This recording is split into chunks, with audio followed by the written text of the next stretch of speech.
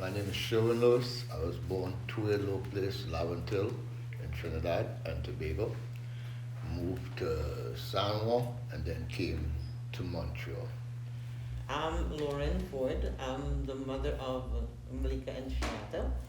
Um, I came to Canada in 1969 and I've lived here ever since. Yeah, my name is Malika Ford. I am daughter of Lauren Ford and Sherwin Lewis, born here in Canada. Yeah, member of WestCan. And my name is Shiata Lewis Rouse. Born here as well, born in Canada. Grew up or spent a good portion of our childhood in Trinidad and Tobago and came back to Canada. I am Nefertari Bakel. I am 12 years old. I'm Huey Rouse. I'm 14 years old and I go to Centennial Regional High School. I'm Phenomena Rouse. I'm from Great Shepherd School and I'm 11 years old. I am Trini Vinci on my dad's side. I have St. Vincent people over there too. So I say that when I'm explaining myself and when I'm identifying myself, I say I am Nefertari Bakel. I am Trini Vinci, and I live in Montreal. I was born in Montreal. Yeah. I am a Caribbean person. Even though I was born here, but I think I identify more with my Caribbean heritage and culture than Canadian. I don't know what that is. Maybe that Black Canadian would. Yeah.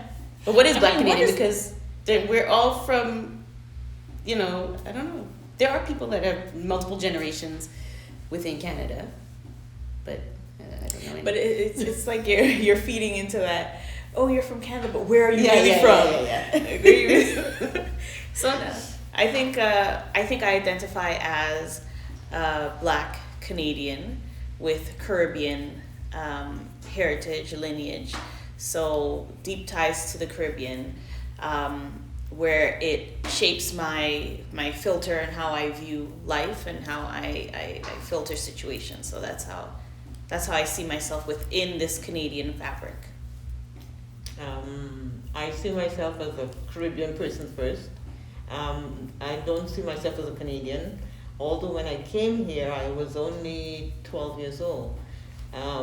But I do not identify with the Canadian way of life or being a Canadian. Although some people would say, oh my God, you've lived here for over 50 years, you're a Canadian. But I do not see myself as a Canadian. Since my parents are both Trinidadians, so I see myself as also a Trinidadian. I also say I am a Quebecois because I was born here in Montreal. I would say that I'm from Trinidad, but like my family, my grandfather, my mother, my grandmother, my dad, they're all from Trinidad. But I just tell them, like how Neftari said, that I'm born in Canada. Because like, I feel like a lot of times when I tell people that, they think that I'm born in Trinidad. So like, oh, but why don't you have an accent? Oh really, when did you move? Da, da, da. But I'm born here, but my culture and my heritage is from Trinidad.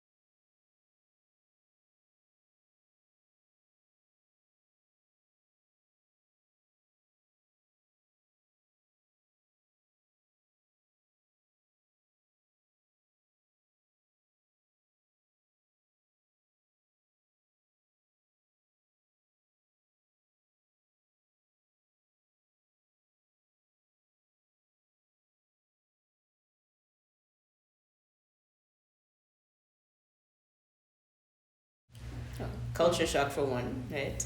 I think I left here when I was 5, you said? No, you're about 6 or 7. Somewhere around Um, right? So it's like you leave here, used to wearing your snowsuit, you get to Trinidad, and it's like, oh, there's no snow, it's hot sun, people speaking, and you don't really understand what they're saying because this is not, you're not used to being surrounded by so many people that have an accent like this. a lot of And black people. yes, yeah, more black people than I was ever used to seeing here in Canada. So that was cool. Yeah. Anyway. And for myself and my younger sister Chantel, who drums, I don't remember living in Canada. So all I know is Trinidad. From the moment I could remember, all I know is growing up in Trinidad. And then living there, I guess we were Trinidadian. Like, we didn't know anything else. We were Trinis. And I remember the day that I think you got our passports and you brought them home, and somebody was there. Like, we had somebody visiting us, and you came and you're like, okay, guys, we have our passports. And it's like, okay, all right. And the person looked at our passports and they're like, you guys are Canadian? And we're like, yeah. And he picked us all up, all 3 of us. Oh my gosh, you're Canadian. You don't know what this means and how lucky you are. Da, da, da, da. You're Canadian. Wow. So then we're like, okay, we're Canadian. What does this mean? Should we start talking like Canadian? So we went in the bedroom and we were like, we have to practice talking like it. I can't even imagine what we sounded like. Right. But you have this image in your head of what Canada is like, and snow and then when we got here, we got here in the fall, and I was like, where's the snow? And as a child, it's fun, growing up in Canada, but then we also grew up kind of wanting or feeling like, okay, well, we're not really Canadian, but we're not Trinidadian either. So it's like we're right in the middle kind of thing. And even as you say that, it's like when we come back now to Canada, they don't believe that you were born here in Canada, right? Where are you really from, as she said earlier? Yeah. Where are you really from? And it's like, we go into this welcome school where we have to be a year just French because you can't get the eligibility certificate for us to go to an English school, right? Is that what happened? Yes.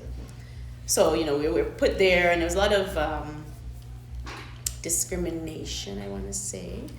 And it was very hard to go right directly from Trinidad to a French school here in Quebec. And, we adjusted, but it was difficult. Because Bill 101 first just came in while we were away, so by the time we came back, they were treated as literally second-class citizens.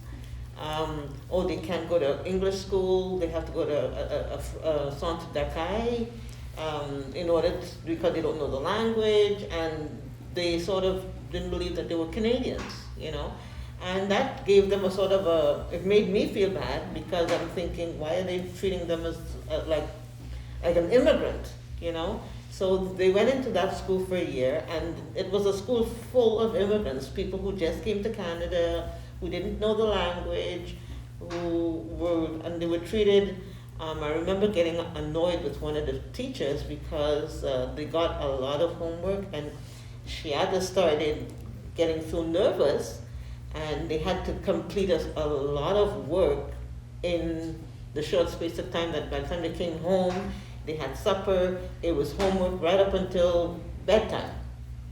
And I remember the teacher emptying her bag, my goodness, you don't know what you're doing. And I got so upset when she came home and she said this to me. I marched into the school and I was like livid, like, how dare you treat my daughter like this? Like, she emptied the bag on the floor, you didn't finish your homework, and it was humiliating for her. So I went in and I was not very happy, and anyway, it worked out. It worked out. I don't even remember. By the next year, they had their certificates and they went into the regular stream, and they went into an English school, an English program. So that could have, like, now that we're thinking about it, that could have been one of the reasons why we like culture, for me at least, because you go into this école d'accueil. I had friends that were from China, Japan, Czechoslovakia, like India, everybody's from somewhere else. And it's like, oh, okay, you guys do this, you guys eat that, you know about pao, you know about, all these different foods, and we're just like, oh, we're not so different. We look different, but we're not really that different. So that's probably where my love of culture comes from.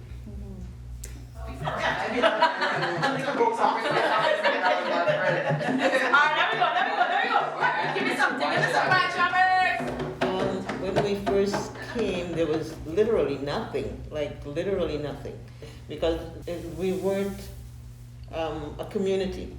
Everyone literally met at that time at the St. Lawrence Market, which is on St. Laurent Boulevard. And at that time you would see all the black people in Montreal. You would tend to see, oh my God, I haven't seen you such a long time. And everyone would congregate and everyone would, they're doing their marketing because everything was so centralized there.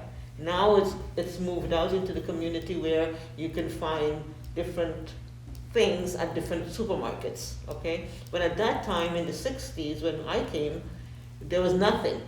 So you tend to gravitate towards what you know, right? And then people started, okay, after 60s, 70s, people started, you know what? Let's do this, let's do that. Let's play pan, let's start the carnival, like how we had it back home. And then people started, oh yeah, we can do this, we can do that. And I think that's where WestCan started their community, and the carnival started their community, and the black community started to grow.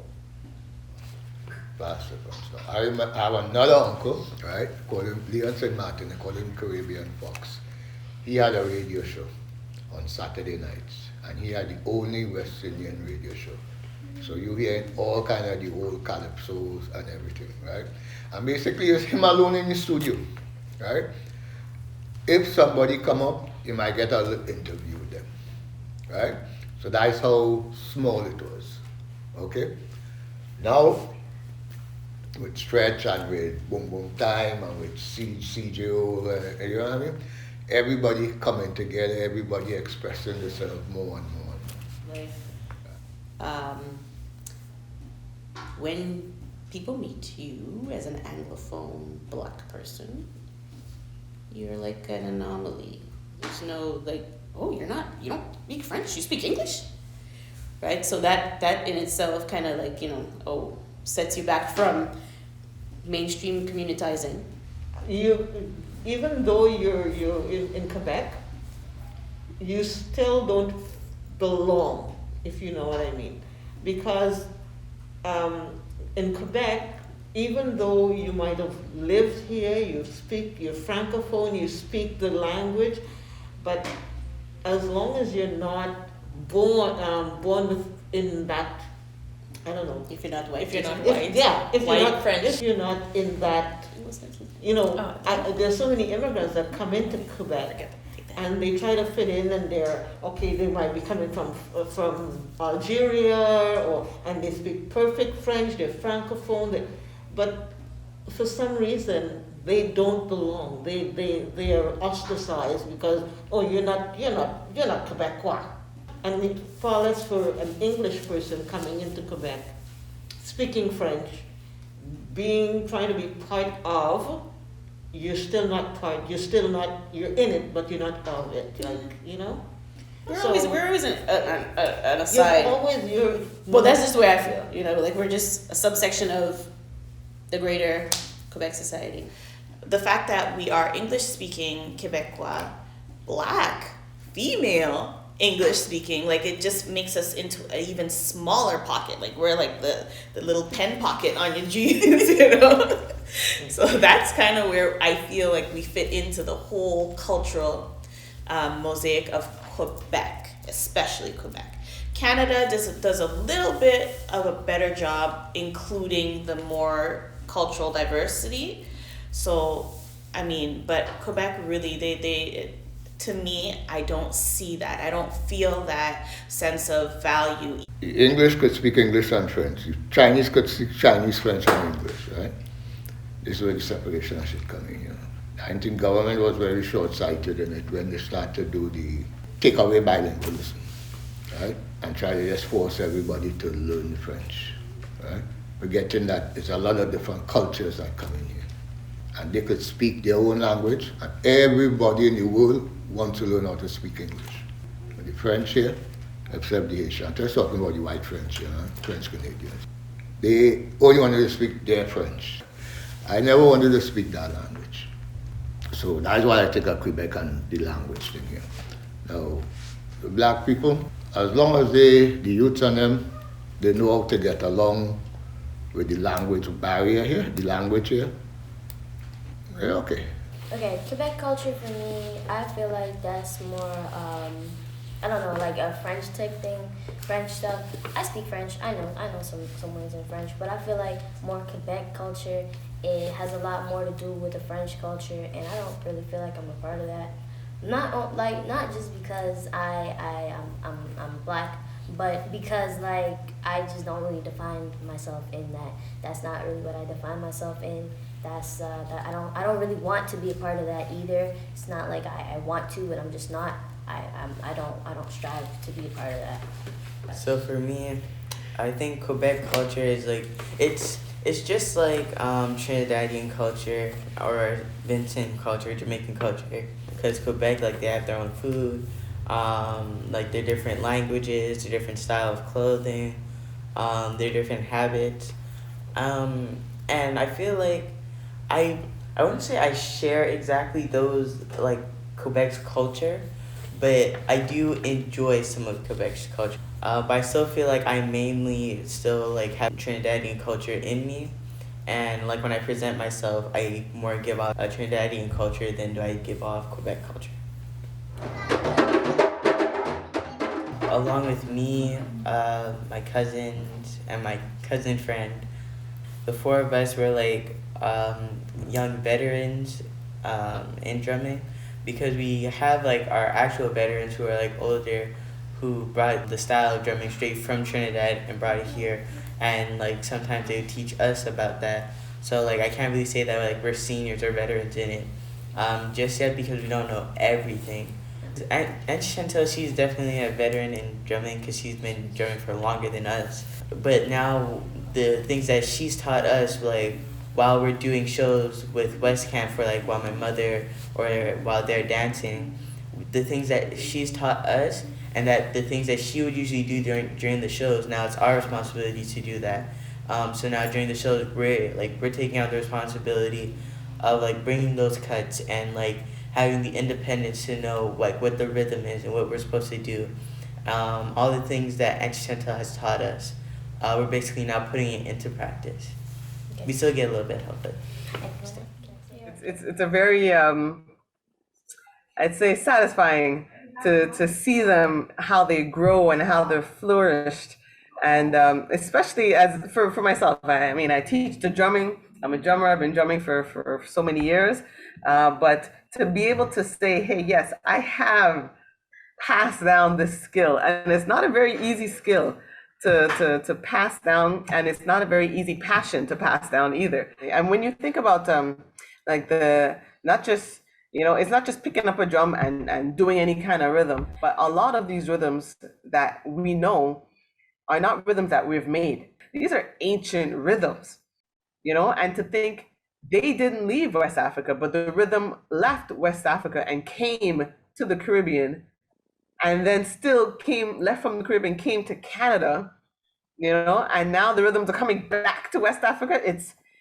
not even just honoring my grandparents, it's honoring our ancestors and the spirits that be. So for us to be able to say, hey, I could connect directly with our old African spirituality and sense of consciousness, it's beautiful. That was a great that's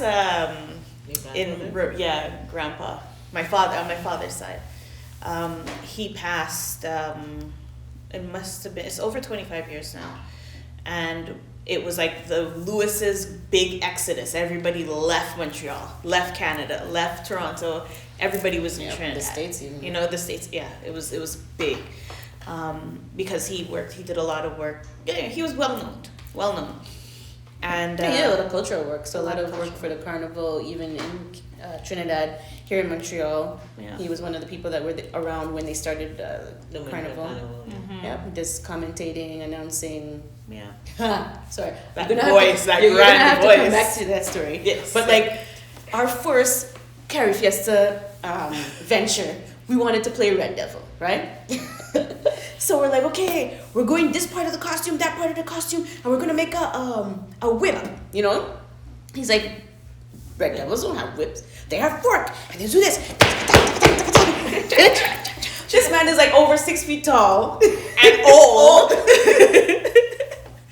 And he's cut down, and he's like, this is the character.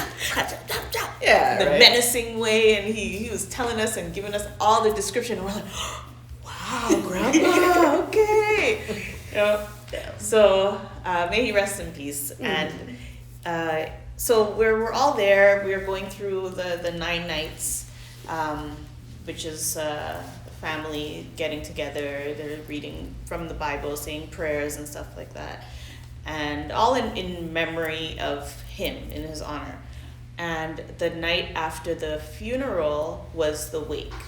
And all I remember is coming back to the house, and the road was lit with bottles, with flambeaux, right? Beer bottles with fire coming out of them. And I was like, okay, all right. The mood was different. It was like, it was a different house at that point. So we come back, and everybody's okay, everybody gets something to eat, everybody blah, blah, blah. And then we hear this rhythm section come. They arrive with the dub-dub, drum, iron, everything. Right? And we didn't know what was going on. We're there, but then all of a sudden the chants start. You know? So it's like, okay, all right. The song starts singing. We're like, okay, well, we know this call. We know that call. We know the response, you know? So we're there. And we start, no, Chantal starts to drum. Mm-hmm. Chantal starts to drum. And then we break out into a bongo. The bongo is a traditional dance that's done at wakes. It's a competitive dance. It's a sensual dance. It's to represent coming back, like fertility, continuation of life, all kinds of things. It's very physical, right? So we just start dancing the bongo at our grandfather's wake, right after his funeral, not thinking anything of it, you know. But if you look at it, we came from Canada. We are not his children, we're his grandchildren. And we're dancing the bongo at his funeral. You understand? Like, if that is not an example of generational, like, wealth being transferred, or generational knowledge being transferred to be able to, for us, after when we were looking at it, or like to be able to honor our grandfather in his passing, it was just cool. It was cool. That's it. That was just cool. Yeah.